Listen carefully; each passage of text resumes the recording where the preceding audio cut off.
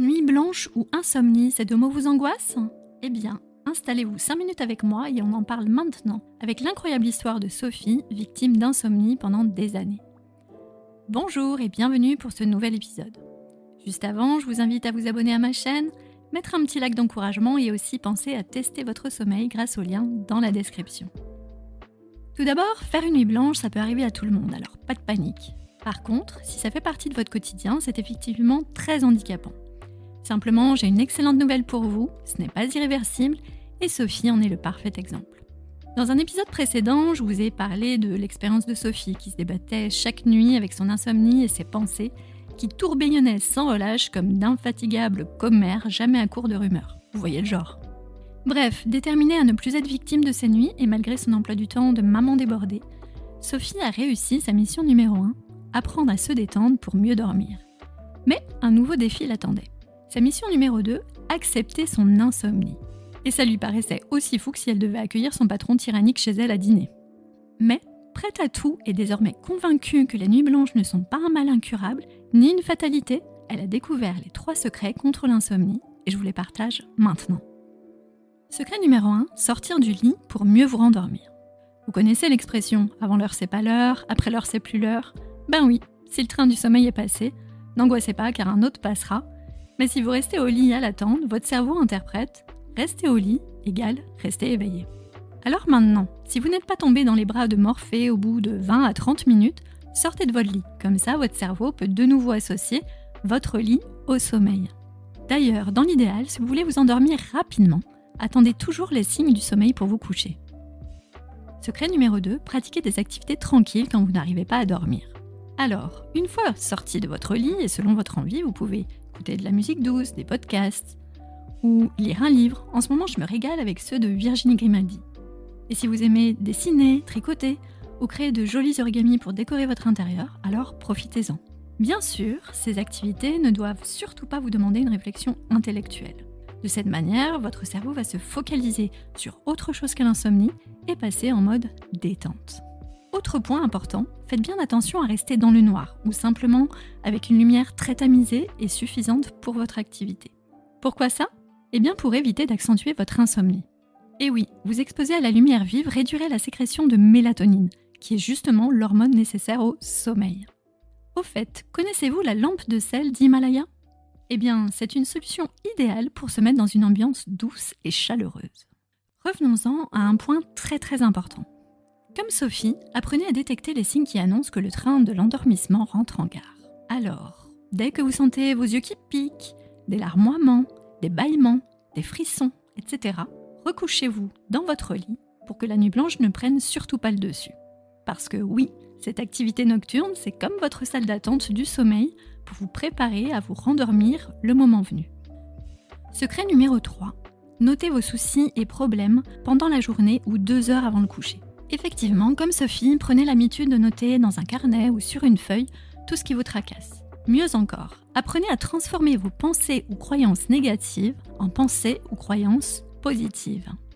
Et si vous êtes perfectionniste comme Sophie, n'hésitez pas à mettre la vidéo sur pause pour noter ce qui l'a aidé. Ça devrait vous plaire.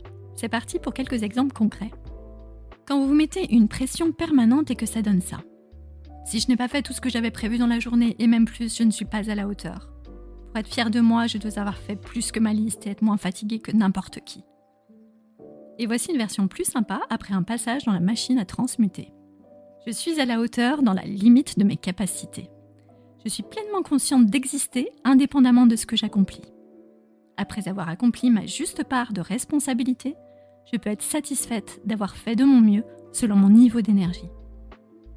Aussi, quand vous avez besoin d'analyser les problèmes en permanence. Si je prévois tout ce qui peut arriver, j'aurai la réaction adaptée le moment venu. Vraiment ? Je vous propose plutôt, à partir de ce jour, je ne vis plus dans la perspective perpétuelle d'un problème ou d'un drame.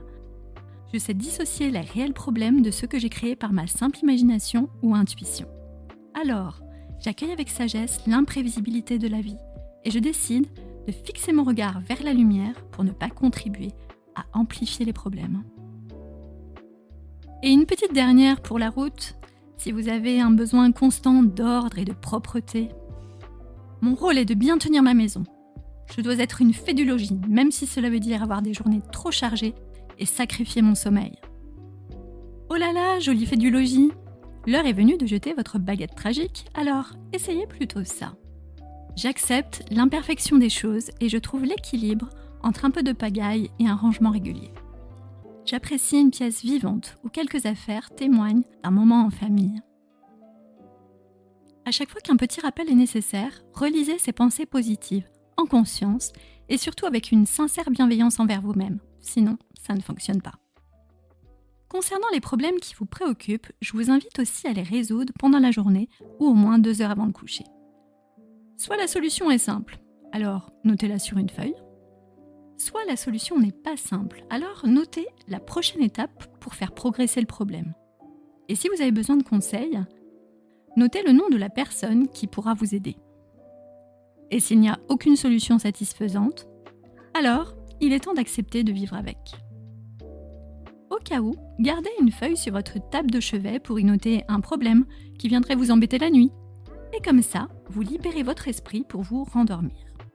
Puis, le lendemain, vous prenez le temps de chercher une solution. Et vous procédez de la même manière pour les tâches à faire. Vous faites le point sur votre to-do list chaque soir pour préparer sereinement votre journée du lendemain.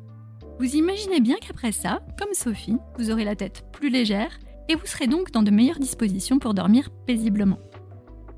Grâce à la mise en pratique de ces 3 secrets, vous pourrez vous sentir plus en paix avec vos troubles du sommeil, vous dire que ce n'est pas grave, que vous dormirez mieux plus tard et que pendant ces temps calmes, vous vous reposez malgré tout.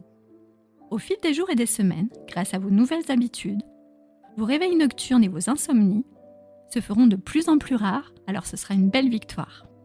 Voilà, vous connaissez désormais les astuces de Sophie pour améliorer son sommeil et se sentir mieux dans sa tête et dans son corps.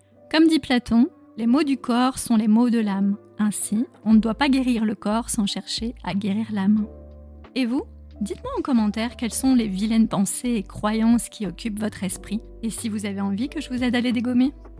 Et si vous avez aimé cet épisode, merci de me soutenir par un petit like, de le partager à vos proches qui en ont besoin et de vous abonner à la chaîne. À bientôt pour de nouveaux conseils. En attendant, faites le grand ménage de printemps dans vos pensées.